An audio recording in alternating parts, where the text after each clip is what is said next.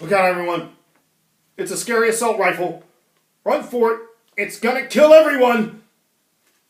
It's your average AR-15, super scary assault rifle. And the only reason for this weapon to exist is to kill people. And no average civilian has any justification for owning one of these at all. Besides, the vast majority of people, they've never been in the military, they've never been in law enforcement, they don't have the proper training, and they're not responsible enough to handle this type of firepower. So, we're just going to set that scary assault rifle aside, and I am just going to stick with this little ranch rifle right here, the Mini 14. This is just for target shooting and hitting varmints on the ranch. It's not an assault rifle at all.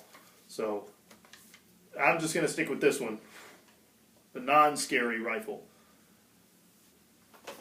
Now, in case you haven't caught on, these two rifles do the exact same damn thing. Only somehow this one is ban-worthy and this one's not. Now, I hesitate to point this out. Actually not, because they know what they're doing anyway. They want to ban both of them. You point that out and they're, well, we need to ban both of them. And yeah, that's their plan. That's what they want anyway. I don't understand, though, what in their argument, what makes this so super scary over the little ranch rifle? Is it because the sights fold down? Is it a super scary telescoping stock that's adjustable? It must be the pistol grip, front and back. Super scary pistol grips make this more deadly than the ranch rifle. That's it.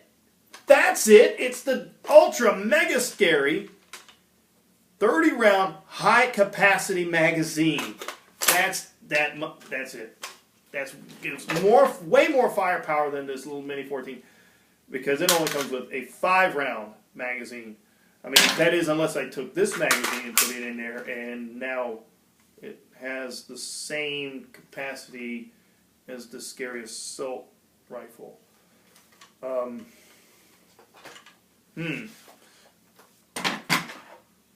By the way, 30 rounds is a standard capacity magazine for an AR-15. That's not high capacity. That is a standard capacity magazine. And the lethality, I could take this little 223, US caliber 223, or 5.56 millimeter NATO, and fire it in either one of these weapons. They shoot the same damn round, too.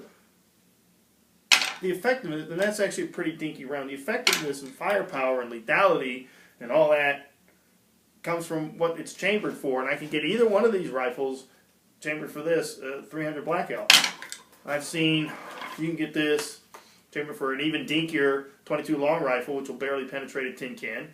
You can get it in a 6.5 millimeter Grendel, 6.8 millimeter special purpose cartridge. You can get the AR-10, which is the same thing as an AR-15, except got a different magazine well. Chambered for 308 Winchester. You can get it NATO 7.62 millimeter. You can get it in a 6.5 millimeter Creedmoor. Dozens of different calibers. But this one, it's not scary at all, because this is that's not a military style rifle. Actually, it is. This is based off of the military's M14, which is what they used before they went to the M16. It's just scaled down to carry that dinky little 223. And in fact, there have been armies that did use this as their standard service rifle. And you can even get an M1A, which is the big brother of this. Looks pretty much just like this, except bigger, to carry that 308 Winchester or NATO 7.62 millimeter. And that is a direct civilian variant of the M14. I want to ban this one, though. Well, what about an SKS? What about an M1 Garand, the rifle that won World War II? Or the Johnson rifle, or dozens of rifles? Trying to ban this one particular rifle is like trying to ban Ford Mustangs, because the research found that more people die in Ford Mustangs than any other car. So ban the Ford Mustang and we'll save a lot of lives. And then people just buy Chevy Camaros. or Dodge Challengers or something else. Now, think about this. They say, well, the founders, when they passed that Second Amendment, they were talking about muskets. You're right, they were. And that, for the day, was an assault weapon. It was a military-style assault weapon. It's what British regulars carried and American regulars carried when we formed our own army. The whole point was that an average citizen can be similarly armed and have the same firepower as the average infantryman in the army. So those Minutemen coming off the farm would be carrying the same firepower as the British regulars. A smooth-bore, muzzle-loading, flintlock musket. That was a military-style weapon. And to think that the founders couldn't conceive of technological advances in weaponry would mean you have to think that they were complete idiots. And they actually probably do think that. But there have been advances in weaponry since the days of swords. You could have written the Second Amendment using the same words, same verbiage, in ancient times, in ancient Rome or Greece, and it would still be just as relevant today. Because we've heard this argument before for thousands of years. Citizens, average civilians, should not own this weapon because it is only meant for killing people. You can't hunt with it. It has no purpose on a farm. There's nothing else you can do with this weapon but kill people. And only the military, only the government should be handling it. Because the average citizen doesn't have that training to handle it anyway. That was the argument feudalistic societies used to keep people, average peasants, from owning a sword. And this, all it is a modern day sword.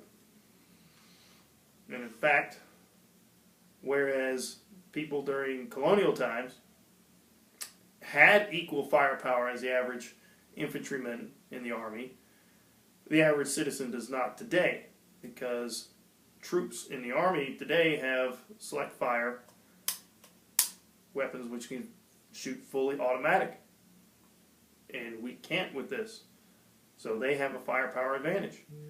And then you get into the argument, well, you and your little AR-15 and your little militias, the average civilians and just citizens would never couldn't stand up to the army if they wanted to have a revolution.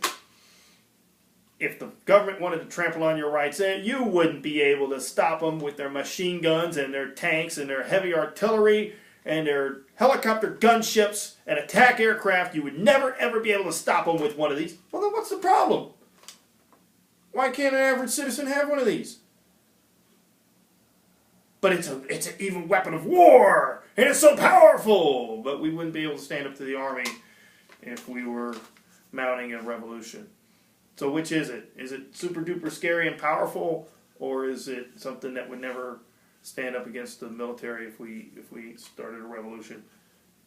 Make up your mind. But all it is a modern day sword. It even applied to cannons back in the day. Thomas Jefferson was asked in a letter, does the Second Amendment apply to cannons so I can protect my ships at sea? And he said yes. So you can even make the argument that we should be allowed to have mortars and artillery. I'm not necessarily making that argument. I don't know anybody who is.